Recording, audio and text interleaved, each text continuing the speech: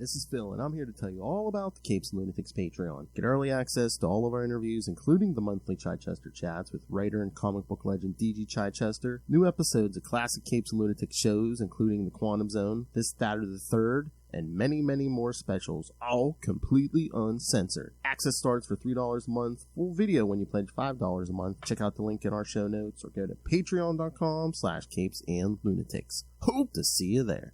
Suck, suck. It's not what you think, kids. We're talking vampires tonight. Alright, welcome back to another episode of Marvel Tales. This time we're going to rap about Cap. I am Phil. Joining me, as always, oh my, nibbling the napes of Cap's neck. It is Justin the Owl, ready to talk some classic Captain America. Don't nibble on the neck of any blonde biscuit, huh? That's right. That's right, kids. Especially this one. Oh, that's right. Yes, this time we're going to talk Captain America 253 and 254, featuring the Menace of Baron Blood. Yes. This is one of Phil's picks, and I was very happy about it. Yes. Thank you. Again, we get some vampire for spooky season. We get some nice burn art.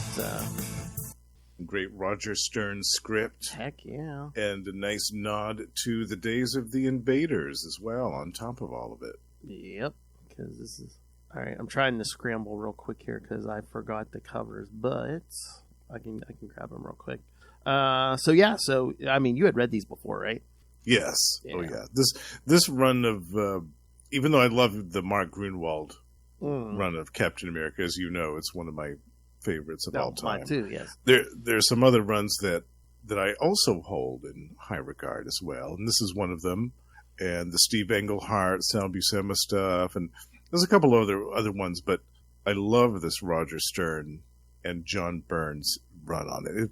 It was really short and sweet. It was really quick, but I feel like they really did some great stories together, and this is definitely one of them. Oh yeah, that's what I always say. I mean, there's some fill-ins along the way, but like if you start at Roger Stern's run and you read all the way through Grunwald, hell, get to the end of Mark Waid's run. I mean, that's a solid probably like 20 years of just like great storytelling. It's incredible how consistently good it was. Yeah. Well, it's like I said something to Jim DeMatteis the one time, and he goes, he's like, he picked up where he picked up stuff Roger Stern had written into the story, and then of course Mark Grunwald picked it. It kind of it works good when the writers kind of pretend that it's like, oh, I'm going to use the stuff that came before, and things are just going to keep rolling along, because some people just like try to throw everything out and Yeah, they just do a table flip and completely change the script and everything, and all of it is just reworked completely from the ground up. But yeah, they were very, very meticulous about keeping some of the consistency with the details. Oh yeah, because I mean, if you read like straight through like Roger Stern and the James DeMatteis, for sometimes you might have to like remind yourself. It's like, oh yeah, we switched writers. Right, because they're like they are such like great writers, both of them, and then it's like and again, James DeMatteis like kind of just picked it up without batting an eye and not changing much of anything, and kept it going for years. Oh yeah, and then Mark Grunwald, who loved Cap. Mark Grunwald was on the book for 10 years. Yeah, it's amazing. It's amazing how long he was on that book. God, we got such great runs. I mean, they don't do that. They don't even do a long run anymore. Like Grunwald's 10 years. I mean, Peter David was on the Hulk also for 10 years. Yeah. I mean, then D.G. Chichester, God, he did at least like 4 or 5 years on Daredevil, I think. So on Daredevil, yeah. That was a long time on that. Yeah, I don't know if we'll see those days again. Maybe. I'm optimistic that we'll see that happen. Same writer and the same artist. I mean, that'd be amazing to see that again. Although sometimes I don't know if maybe people don't even the writers don't want to be on a modern book that long, but it's like, well, I'm sure if you offered them enough money, they might. Yeah. Oh, definitely. Because again, these people need to get paid, so it's like, it's like, oh, do I need the hassle of writing like, a big monthly Marvel book, but meanwhile, I got to do my own creator-owned book, and who knows what else. All right, so all right, thanks for babbling. I got the covers. Nice. All right. All right. So, all right, ready to talk these two? I believe these two Yeah. synopses. All right. All right. So, let's begin. I mean, both great covers, but oh my lord, that second one is just So good, right? Yeah. Yeah. The first one just kind of teases you there. Yes. Yeah, perfect for spooky season. Tomb I of love Blood. Yes. it. Yeah. You can almost hear the creaking of that coffin. Yes. The lid of it as it's opened by those hands underneath. It's so good. All right. And oh nope. All right. Not the synopsis. That's an old synopsis. All right. Hold on. I was looking this up before. I know there's synopsis for this. I was going to say for these issues, Yeah, usually for like this era and stuff, yeah, I usually have no problem finding them. Yeah. All right, so Captain America number 253 from January 1981. Should old acquaintance be forgot? Writers Roger Stern and John Byrne, penciler John Byrne, inker Joe Rubinstein, colors Bob Sharon, letterer Jim Novak, and editor Jim Salicrup. After finding a third slasher victim, an English village constable and Dr. Cromwell inform Lady Crichton, who promises to use her influence to get Scotland Yard involved. However, doubting they can handle the situation, her elderly father prepares to contact someone who can. In Manhattan, after attending a musical together, Steve Rogers and Bernie Rosenthal return to Steve's apartment, but their liaison is interrupted by a phone call from Jarvis, who reads Steve a coded telegram, prompting him to cut the date short. Cuts their liaison short. Yeah, that's one word for it. A bucket of cold water, me another. Yeah. Prompting him to cut the date short to Bernie's dismay. Traveling to England, Steve reunites with Lady Crichton, formerly his invaders' teammate Spitfire, and learns it was her father, Lord Falsworth, a.k.a. World War I's Union Jack, who sent for him, convinced the slashers their old foe, Baron Blood, despite his remains being long interred in the Tower of London. Investigating, Captain America discovers a woman's skeleton has been swapped for Blood's. He returns to the manor to inform Falsworth of this, and meets Jackie's son Ken and his friend Joey. That night, Baron Blood attacks Captain America. Yeah, and that's our cliffhanger, kids. Yeah, he gets hypnotized and Blood's about to bite him. Yeah. Oh, I love, and again, it's like, Roger Stern was good for this too, but also like John Byrne, like cleaning up continuity. It's, because again, it was like issue 247 when Roger Stern took over and Steve gets like his full memories back and stuff. He's like, that's why I didn't recognize the Submariner, in Avengers number 4. Yeah, I'm glad they addressed that because that was a little bit of a snarl in the lineage that they had to figure out. Yeah, because it was weird. I forget, was it Englehart or somebody gave him like this weird backstory where he had like these diplomat parents and like a brother who had died in Pearl Harbor or something. So yeah, Roger Stern came in and cleaned that right up. He was just like, oh yeah, the government gave him fake memories in case he was ever captured and stuff. Yeah, we're just gonna jettison all that stuff. Mm-hmm. Yeah. Mm-hmm. Yeah, I have to laugh at Bernie giving Steve the old come hither eyes when she's laying on top of him. Oh, Steve, I love your magenta sweater. Oh my. Yeah. I know, she was in the mood for blonde biscuit more than you. Oh man. Yep. Well, I mean, she's a healthy woman. She's a healthy straight woman. I don't know. Yeah. I'm not blaming her one bit. I was gonna say, I know you can't blame her. No. She got all in the mood after seeing Oklahoma. An aphrodisiac for the ages. I also laughed at the brief little flashback we have to the invader stuff with the names of some of the Nazi villains. Oh, Masterman, yeah. the Blue Bullet, the Face, Agent Axis, Warrior Woman, the Scarlet Scarab, and this is my favorite, Asbestos Lady. She may not kill you now, but she might kill your lungs in 20 years.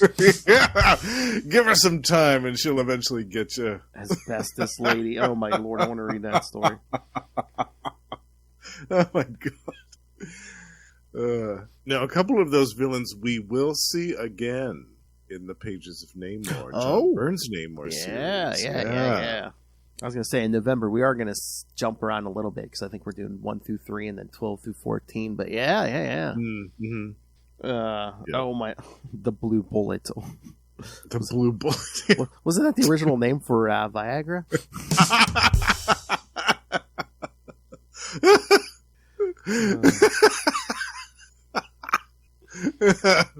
Oh, my.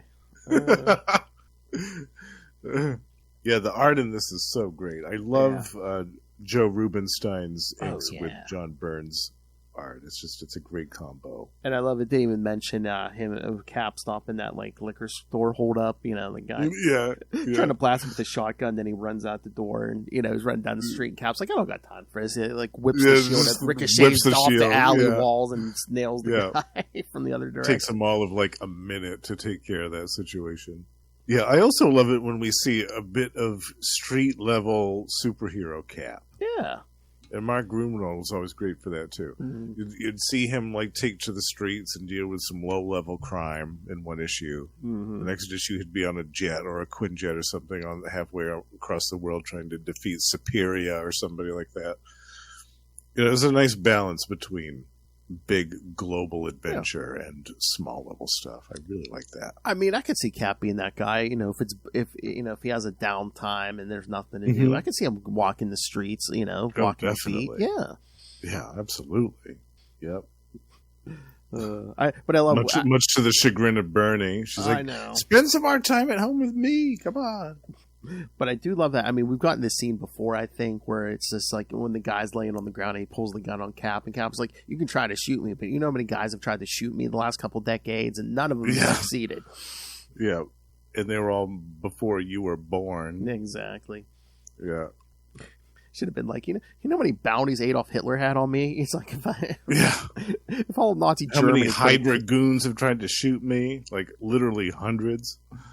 They're even worse aims than stormtroopers. But yeah, I'm sure some dirty crook in this dirty New York alley is going to take me out. Okay. Yeah. Now, I wonder if you also read between the lines, or it was just me with, I forget their names already. Jeez. Oh, the grandson and his college buddy. His art school college buddy who happens to know snores really loud or is a deep sleeper. Yeah. I was thinking that too. I'm like, are they supposed to be lovers? I was like, because again, this is the era, because even Jam DeMatteis talked about it. Yeah, are they lovers, or is it just, are they actually friends? Yeah. You're right. The minute he said, he snores on, I'm thinking, okay, I think they're hinting that, but this is way vague. This is even way more vague than Arnie Roth and his roommate. Yeah. Yeah. And then it's revealed in the next issue that the assistant of this doctor dude that lashes out at Cap and says, "Oh, there's no such thing as vampires, you idiot. Blah, blah, get out of my sight." That the Dr. Crawford's assistant is apparently the grandson's fiance, but I have my doubts. Yeah. Oh, I have my doubts about unless she's a beard or something.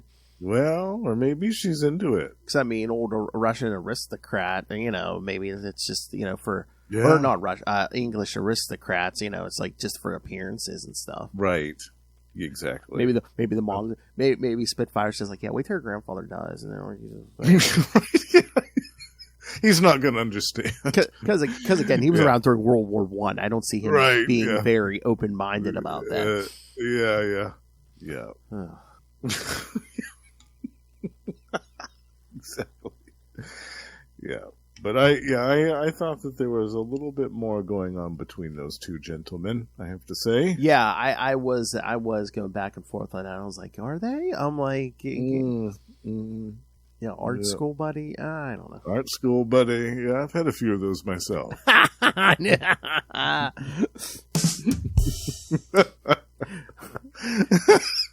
You know what the guys have told Justin? Paint me like one of your French boys. Exactly.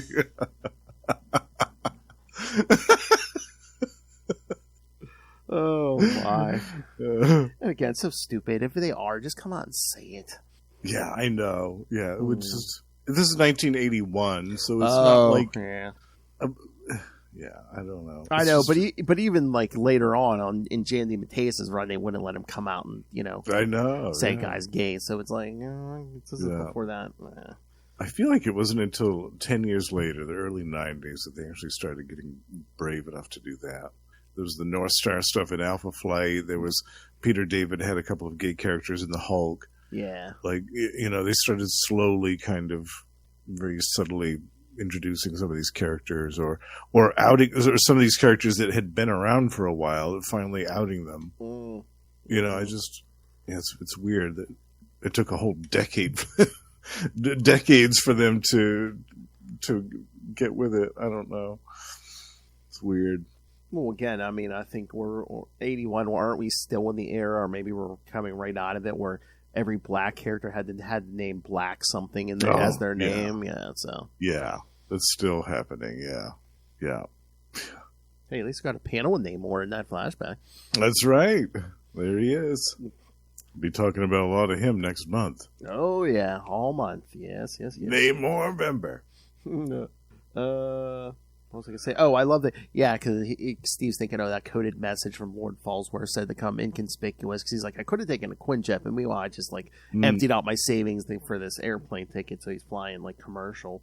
And then I love he gets to the airport, and he doesn't want to draw too much attention. So when the guy says, let me see your passport, he flips open, he shows him his Avengers ID. He's like, nothing to see here. And I couldn't believe that he emptied out his savings for that ticket. I was like, shouldn't being a member of the Avengers at this point give you free travel clearance all the time? I mean, I guess maybe he's too proud too, but I'm like, don't the Avengers get a stipend at this point? I thought they did. Yeah, me too. So I thought there was some. I thought it was around this era too. I thought Spider-Man at one point was trying to join the Avengers because he heard they got paid. Yeah. Oh, it's so weird. Yeah, again, he's too proud. But again, you get one phone call to Tony Stark or something, just be like, hey, airport, Yeah, that's so weird. Maybe it's a pride thing. Maybe he didn't want to take. Yeah. Maybe. Yeah. It's strange to me. Yeah, but that's funny too when he shows up and what's her face? Is it Jacqueline? Yeah, Jacqueline. Yeah. They meet back up and she's like, oh my god, he hasn't aged a day. Meanwhile, I used to be younger than him. Now I'm so much older than him. Yeah. We'll see her in the pages of John Byrne's Namor as well. That same story. Yeah, she'll be back. It's a great little Invaders reunion. Maybe this was his idea to use Invaders stuff because it seems like John Byrne's that connection. He must love Invaders. Yeah, he really loves that stuff, I think. But yeah, Lord Fallsworth called Steve in because they're all because of these slasher murders. But he's like, it has to be Baron Blood. Oh, this is the doctor himself. Well, the doctor himself, right? Not the assistant who told him to get out, right? Crawford, yeah. Because then the constables tell him like, oh yeah, the townsfolk, the house was lit on fire. They thought they had trapped a vampire, and then the townsfolk set his house on fire. Supposedly he was badly burned, and the daughter died. Yeah, that's why he grew his beard out to cover up his facial scars from the fire. Yeah. Oh my god, that's so funny though. This tomb room in the Tower of London where Baron Blood's supposed to be just draped with garlic, garlic all over the place. Oh, streamers, just streamers. Yeah, of garlic. Is there somebody whose job it is just to come up here and replace the garlic cloves every month or something?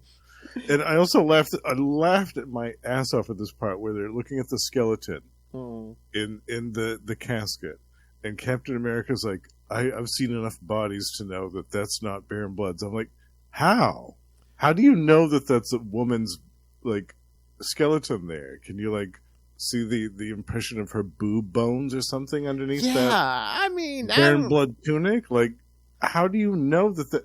I mean, I get it if there's some decomposition still going on and you can make out some details, but that's just strictly bones there. I mean, I don't know. I'm not a medical person, but are the pelvic bones of men and women different? I mean, unless something like that. Well, I don't know, yeah. but yeah, it's just. I mean, again, the thing's dressed up in Baron Blood's costume, and again, who knows how much time has passed in between these panels? But all of this seems like Steve immediately is like, "Oh yeah, this is a woman," you know. Yeah, he just glances at like, and all you can see is the skull underneath that mask. Like all, the rest of this skeleton is concealed by Baron Blood's costume. And not only is he immediately was like, "Oh, that's a woman's skeleton." I'm like, what? How do you know that? I know. And not only is the outside of the coffin draped in it, but is that garlic inside the coffin with Baron Blood? Yeah, it is. It's lined around on the inside of the casket. Yeah, oh my lord, they were taking no chances with this. So yeah, but Steve pulls out the stake, and the inspector's like, "No, he'll revive," and Cap's like, "No, it's not him." But yeah, so they take it to the coroner. It says he has the body of a 20-year-old woman, been dead about 12 years. Oh, so right. they're like, Baron Blood could be anywhere at this point. Yeah, feasting on another throat as we speak. Yes, so that's when Cap goes back to the manor and then meets Jacqueline's son and her art school friend. Yeah, Kenneth. Kenneth and Kenneth is his son, and then Joey is the art school friend. Yes. Yeah. Ken and Joey. Mm-hmm. But of course, Cap tells Lord Falsworth, it wasn't Baron Blood. He's like, I knew it. I knew he was still alive. Because that's his brother. Yep. Mm-hmm. Baron Blood is his brother. Man, there's a lot of that going on in the Marvel Universe. Vampire brothers, man. These two, Doctor Strange and his brother. Yeah, exactly. Yeah, it's weird, right? Mm-hmm. Yeah. I don't know what their preoccupation is with that, but yeah. So then in the middle of the night, Baron Blood shows up. When he goes for Cap. Yeah, this is my favorite part, when he goes for Cap's neck and Cap just bashes him in the face with his shield. He's like, nope. Yeah, because it looks like Steve's there sleeping because he didn't put his mask on. But I love that panel where he just smacks him in the face with that shield. That's the best. I don't care if you're undead or not. That gotta hurt. That's gotta hurt. Yeah. That definitely knocks some fangs loose. There's no give on that shield. Yeah. And Cap's like, he's like, I was counting on your hatred of me, bringing you to me first before your brother or your niece or anything. He's like, and it paid off. Yeah. So they smashes some garlic cloves right in his face. I know, but after he punches Steve through the wall, and he's I got to remember, sends him flying through a wall. Yeah, because he's smaller than Steve. He's like, I got to remember, he's supernatural, so his strength is. Yeah, vampires don't mess around usually. Yeah, throws that garlic lay around his neck. Yeah. I heard you like garlic, Baron Blood. And then Blood starts calling all the rats and stuff. Yeah.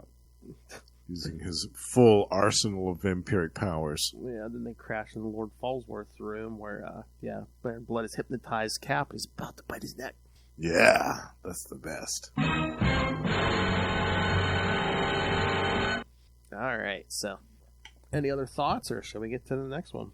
Well, I love this. Yeah, this is a great story. Oh, it's fun to revisit this. It's aged very well. It's still great. Captain America, classic Captain America action. Yeah, it's fantastic. Oh yes, plot by Stern and Byrne, script by Stern. Yeah, so yeah, we can move on to the next one. Oh, hold on. Captain America says it's been a long time since he's been to England. However, it is revealed in Captain America 257, a few issues from now, that since his revival, Cap has returned to England every year on the date of Bucky's disappearance in 1945. Maybe his full memory has not been restored at this time. Or maybe he was just being nice to Jacqueline and saying, "Oh no, I haven't been back to England. Yeah. That's why I haven't swung by." Okay. Yeah. Searching for Bucky, yeah. Oh my god, that's so. I mean, again, in hindsight, it's like, but all those years he tortured himself over Bucky's death. Meanwhile, Bucky wasn't dead.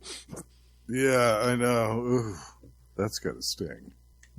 All right. Oh, and if you kids love the Winter Soldier, when I talked to Jackson Lansing and Colin Kelly, they said they have something Winter Soldier planned for next year. So. Ooh, very nice. Which, because Thunderbolts is coming. That movie's coming up. Well, so. yeah. Oh, I did wonder if it's going to be a mini-series or an ongoing. I don't know. We'll have to wait and see. Oh, did you also see what's? I think it might be a mini series, but I just saw it yesterday. I think guess what else they announced for I think early next year. What? A new Sam Wilson Captain America series, and guess who's going to be in that? Oh, the Red Hulk. Uh-huh. Oh, what a surprise! What a surprise! The Serpent Society too. I don't know. I don't know if they said or not. Okay. But yeah, but I know at least Red Hulk's showing up. So. All right. Okay. Which again, I love both characters, but yeah, it's just like oh, they're both showing up in a movie, so they both have to share a comic. Yeah. Yeah. They give us a Diamondback miniseries. I know. Yeah. Yeah. We've been waiting years for that. Oh, that's what we need to do one day. There's 2 miniseries of Citizen V. Oh my God, Diamondback shows up in one of those issues. Yes. Oh, I don't think I've read any of those. Oh, yeah, they're around the time of when Fabian Nicieza was on Thunderbolts. Oh. Yeah. Did he write those too? I think so. Yeah, I'm pretty sure. Yeah. Yeah, I'd definitely be up for.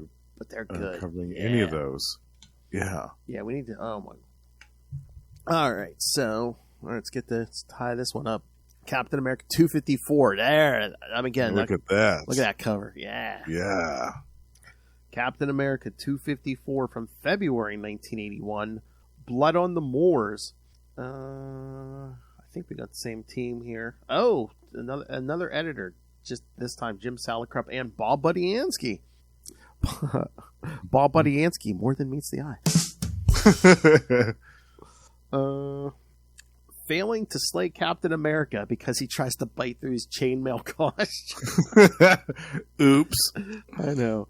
Baron Blood flees as dawn breaks, returning to the nearby village where he dons his Dr. Cromwell disguise, yes, because he's been masquerading as the doctor, and meets his first patient of the day, Jenny. As the day progresses, a hunt for blood throughout the surrounding villages draws a blank. Ken and Joey take a break from the search at the pub where Ken's girl Jenny works, but she faints while talking to them, and they find bite marks on her neck. Uh-oh. Yeah, that's what it was. She wasn't the doctor's assistant. She was his patient. That's what it was. I got that wrong. Yeah, she kept going to him for treatments, not realizing that he was...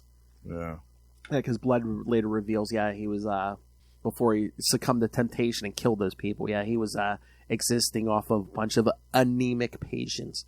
Yeah. And meanwhile, in Brooklyn Heights, Bernie and Anna clean Steve's apartment. Bernie takes a message that Steve lost an art assignment. Lord Falsworth, dressed as Union Jack, insists he will serve as bait to lure Blood, but suffers a heart attack while arguing with Cap and his daughter. They later call family doctor, Dr. Cromwell, to check on Lord Falsworth. When they leave, Cromwell alone with Union Jack, Cromwell reveals himself to the Baron's surprise. Captain America joins the battle and is forced to decapitate the vampire. Joey reveals himself as the new Union Jack, and the group later burns Baron Blood's body. During the funeral, Lord Falsworth passes on. Yeah. So. Yeah, that part made me chuckle when they just turn around and he's just dead. Yes. He's just sitting there in his chair dead. I thought, oh, well, okay, I guess. This issue was dedicated to former Captain America artist Frank Robbins. Robbins was the first artist to draw Union Jack. Yeah. So. Who appeared in the Golden Age, I think, right? Union Jack, originally? I think. It's always hard to remember if, when they do these flashback ones, if did this character actually appear in the Golden Age? But I think it's hard to, I think Union Jack did.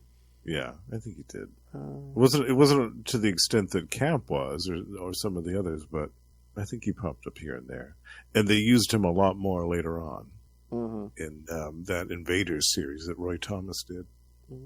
But that was the 70s, wasn't it? Yeah, 60s, 70s. Okay, that's random. Trivia. This issue contains a full-page advertisement of Doctor Strange Volume 1. Okay.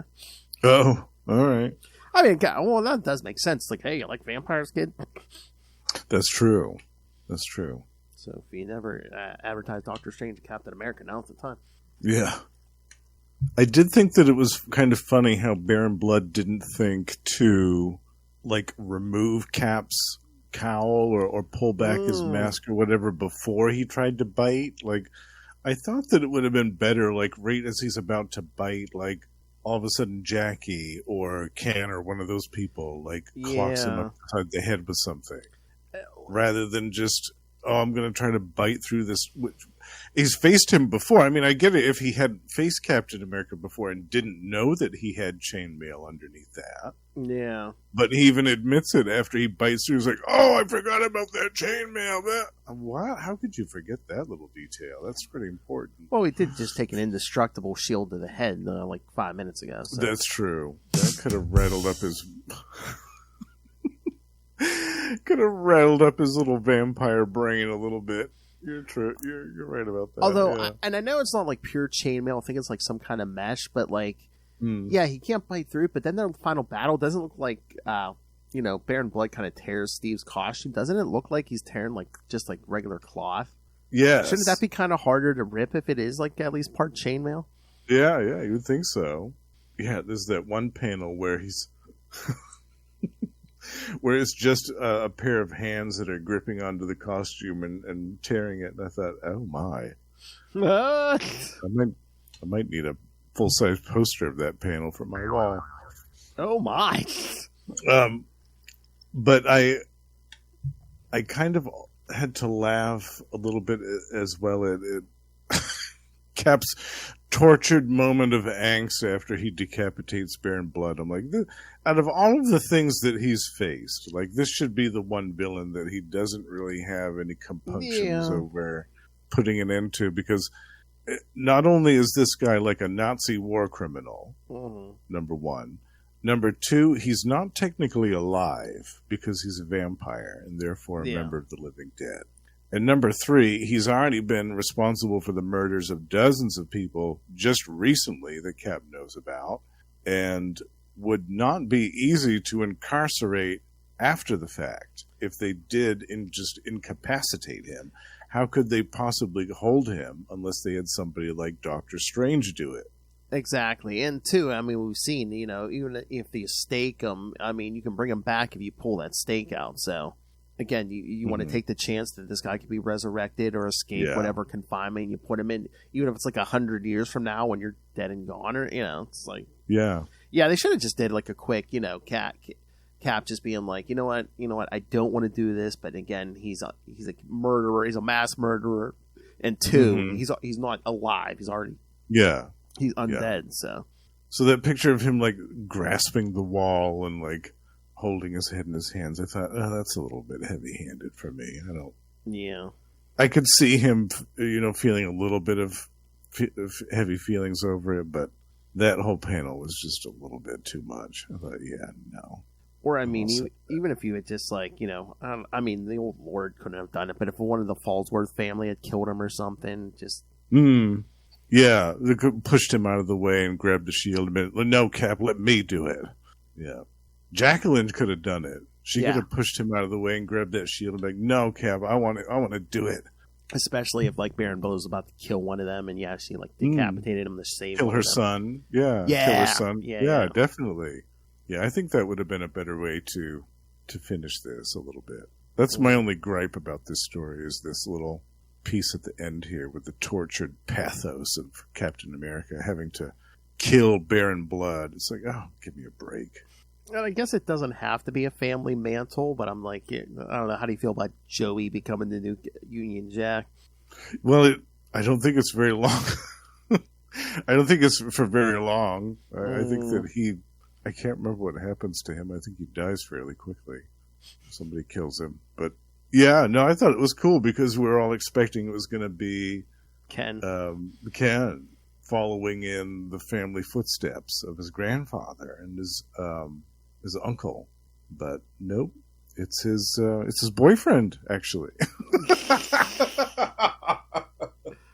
His boyfriend is the new Union Jack, as it turns out. I'm trying to see.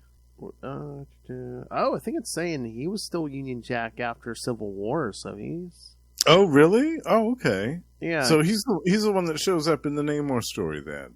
Okay. Maybe, yeah. I thought it was a new guy, but all right. I mean, unless he lost it and came back to it. Because he got saying right after Civil War, when Captain America died, yeah, he attended the public memorial with Spitfire. So, Oh, no kidding. Okay. For some reason, I thought that he died sometime in the 80s. And then in the early 90s, when John Byrne was doing his Namor story, he introduced a new one. But I guess it was the same one the whole time. Okay. I'm trying to remember. Oh, yeah. Okay. I couldn't remember if it was him or not, but it was, yeah, because there was just a Union Jack series during Blood Hunt, so I was trying to remember if that was him, but yeah, it's claiming it was him, so he's still out there. Somebody the other day did this amazing mock-up. It wasn't for real, but it was like this imaginary pitch for a new Excalibur, which had Union Jack, Spitfire, Betsy Braddock, Captain Britain, Brian Braddock, her brother, Lionheart, and like 2 or 3 other random British superheroes.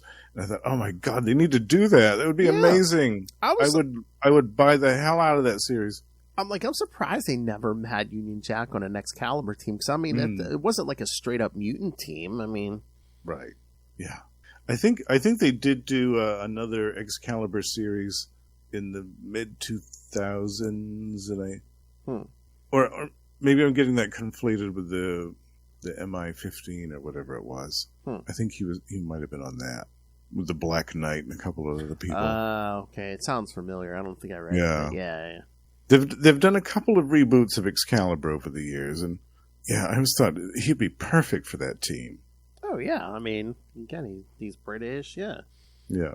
I was also checking out his vital stats here.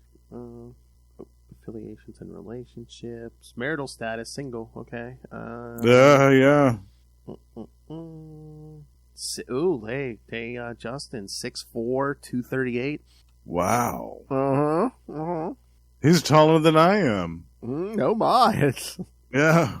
I'm 6'3". Oh my. Okay, I'm 6 foot. Okay. Oh, so yeah. It's a tall biscuit for you. There you go. Jeez. Good old Ken. He lucked out. Yeah,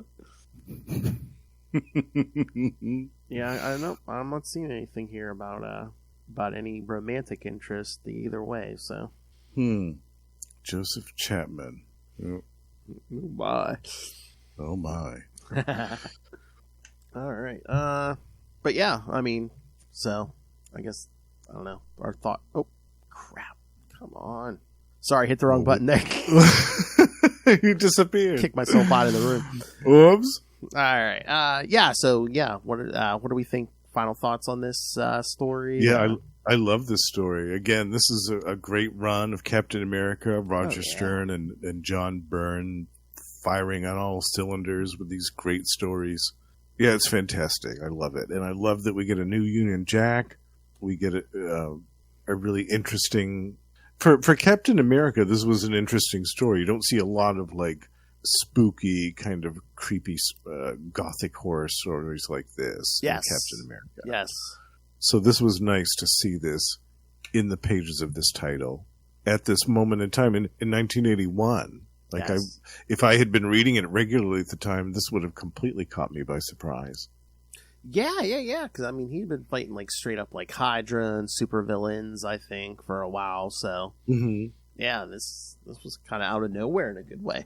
Yeah, I think right before this, he fought the Dragon Man, maybe, or because Batroc and Mr. Hyde is who it was. Yeah, Batroc and Hyde, but before that, I think was the Dragon Man thing because like Machine Smith showed up and he had like a bunch of robots too and stuff.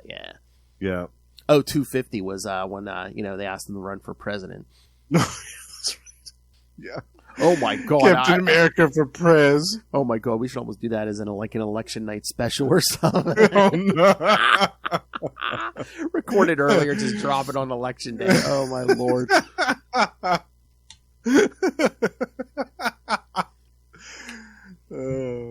The People's Choice, the fictional one. Yeah.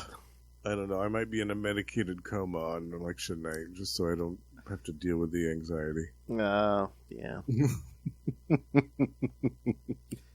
I might just have to tune out and just wait till the next morning to see the one. Yeah. Ugh. Yikes. But yeah, I'm glad you picked this story, especially for spooky season. Yes. This is perfect. Vampire story, Captain America, a great creative team. The werewolf, Yeah. vampire, yeah. Yes. Nice little Yep. And in the next episode, we get a swamp monster. Oh, yes. Next episode, we get a Justin pick, yes. And of course, it's Man-Thing. Of course. Of course. But it's not giant size this year. Nope, just normal Man-Thing. We did the giant size Man-Thing last year for a couple of episodes. Yes. And this year, it's just regular size Man-Thing. Which, kids, we will be...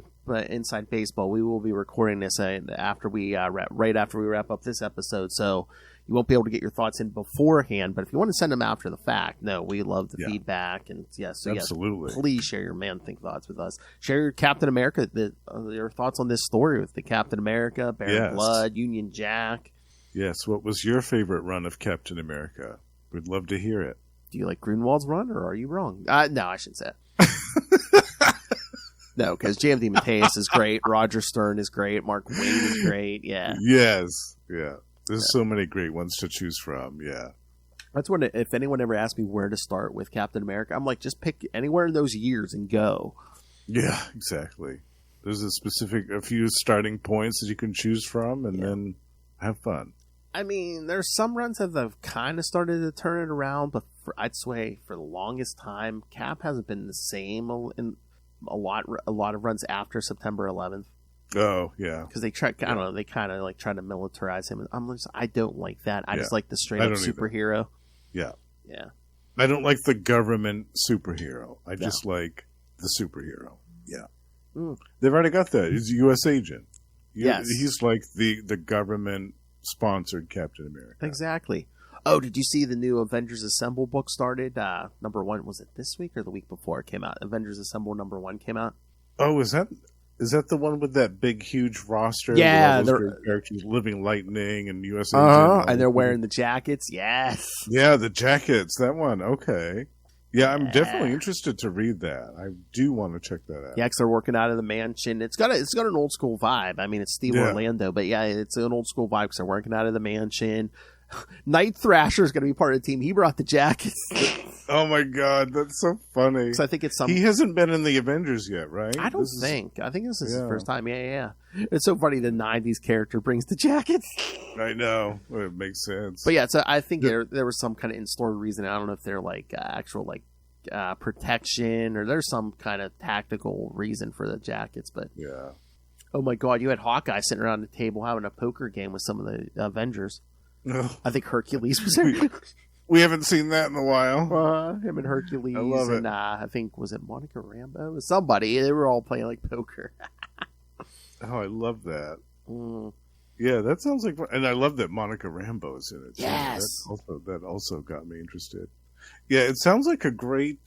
I mean, is this like a side Avengers team? I think it's like a second Avengers team. Yeah. Like an East and West Coast type of thing, but not really. And again, it's like, oh, hey, Cap kind of put together a quickie Avengers team during Blood Hunt, so now this is like the Avengers emergency response team. Probably just like, hey, we're actually in New York. We're closer to if something goes down.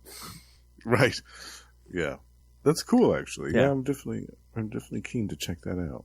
Yeah, the first issue caught me. So, all right. So yes, kids. So. Send us your thoughts on the Cap stuff, the Man-Thing stuff that's coming next episode, which we'll be doing the first 4 episodes, or the first 4 issues of Man-Thing.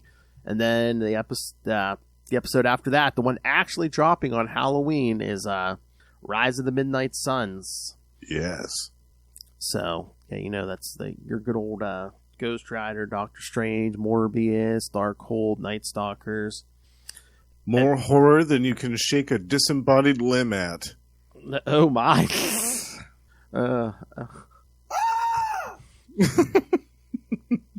Then, like Justin, yes, it's Justin's birthday in November, so yes, it's all Namor all the time, like we said. Namor-vember. So send your thoughts on that. Yeah, the first week is Namor the Submariner 1 through 3. The second week will be Namor the Submariner 12 through 14. third week, I finally bought the miniseries that Yay! Justin's been clamoring for. Prince Namor, the Submariner, 1-4 by J.M. DeMatteis. So yes. I can't wait. Have you read those yet? I haven't read them yet, so yeah, I can't wait. I'm so excited. And then the last episode of the month is going to be our episode 100. Yeah. So, yes, we're going to cover some big historic Namor appearances like Marvel Comics #1, Fantastic Four #4, Fantastic Four Annual 1, and Defenders #1. Yes. That is going to be a big episode. Mm-hmm. And then, yeah, remember, Doomstember's been canceled because we now have the One World Under Doom show, but now you'll get Doom every month yes. with me and Phil and Russell. But speaking of Avengers and jackets, stay tuned for December. That's right. That's right. We didn't want to lose that. All month long. We didn't want to lose that. Yeah. So come gather with us in December. Gather all ye faithful. All right, kid. Maybe someone will bring you a photon sword. Anyway. All right, so yes, send us your thoughts. Email us, CapesandLunatics@gmail.com, or call the voicemail, 614-382-2737. That's 614-38-CAPES. And remember, you can find all things Capes Lunatics, episodes, social media, merchandise. Get your new Capes Lunatics merch, your classic Capes and Lunatics merch. And, of course, that Undead Menace Little Hellfire demands that you rain random money on us through the Cash App link. Make it rain.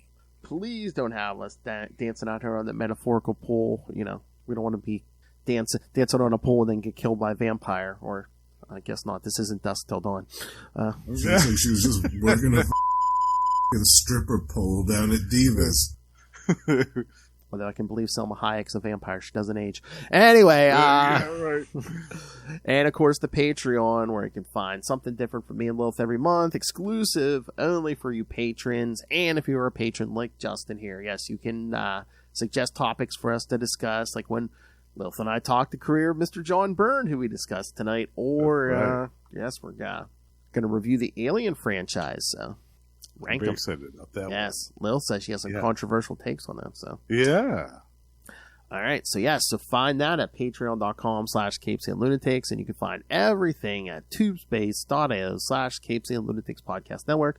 That's tubespace.io/CapesandLunatics Podcast Network. More vicious and brutal than ever. All right, now for Justin the Owl. Again, you can catch him here every week on Marvel Tales. You can catch him at least once a month, and that's going to be going up on X-Men Classics right here. Like we said, the Energon universe is we'll get some specials. It's not going to be monthly now, but in its place, you're going to get the One World Under Doom podcast. One World Under Doom. Starring the world's most famous college dropout, Dick Victor Von Doom. And then over on Capes and Lunatics Sidekicks, you can catch Justin on at least once a month on Way of the Night, the Batman podcast, and Ezreal podcast. There you go. And of course, you can catch him every so often on Electric Mullet, where we talk Superman. Yes. And we have talked some John Byrne there too. Yep. All right, but that's not all this man does. So, Justin, where else? I got you. So tell them about these other shows that you are on. You can also find me on these fine shows. Over on Gamma Charge, you can find me talking with Russell about some classic Incredible Hulk or sensational She-Hulk comics. And we also have a Patreon, so do check that out. And over on Predator and Prey, the Yocha podcast, we are joined by the High Priest of Khonshu, Ray, and we discuss some classic Predator comics from Dark Horse. And over on the Lost Library of Legends, my solo show dedicated to lost and forgotten comic book series of the past, I am currently wrapping up a 3-part retrospective on DC's The Power Company. And later on in October, for Halloween, I will be doing a spotlight on a Steve Gerber miniseries from Marvel called The Legion of Night. Oh, that's naughty. What is that, 70s? 90s, actually. Oh, is it? Okay. Early 90s. I think it was 91 or 2. What was the name of it? The Legion of Night. It was just 2 issues. Huh. Going back to the 90s here, bitch. Yeah, and it features Jennifer Kale, who we see in Agatha All Along on Disney Plus currently. Did you watch the first 2 episodes? I did, yeah. I thought it was good. Well, Yep. I was telling Lilith, I was surprised at Disney Marvel show, and we got some nudity in it. I was Some like, nudity, wow. I mean, it's just a butt, they- but still, I mean, like, wow. They couldn't show us Manny Jacinto's ass on the Acolyte, but they could show us hers on Agatha, so it is what it is. Witchcraft. I got your number, Disney. You know what Justin's looking for, guys. Come on. I'm a sucker for a guy with a powerful rod. Giant-sized man thing. Talking about meat is so natural for Justin. Talking Oh, about yes. meat is so natural for Lilith. Well, that escalated quickly. Gonna be some dicks waving around in here. All right, kids. Thank you for joining us. Again, come back next episode. We'll talk some man thing. Yes, that's Some Steve Gerber. Watch him paid magically appear in the comics. And then we said, we'll wrap up. Halloween Day, you'll get Rise of the Midnight Suns. Yes. Or you can get it earlier if you subscribe to our YouTube channel. All right, kids, come back next time. Remember, this episode did not suck.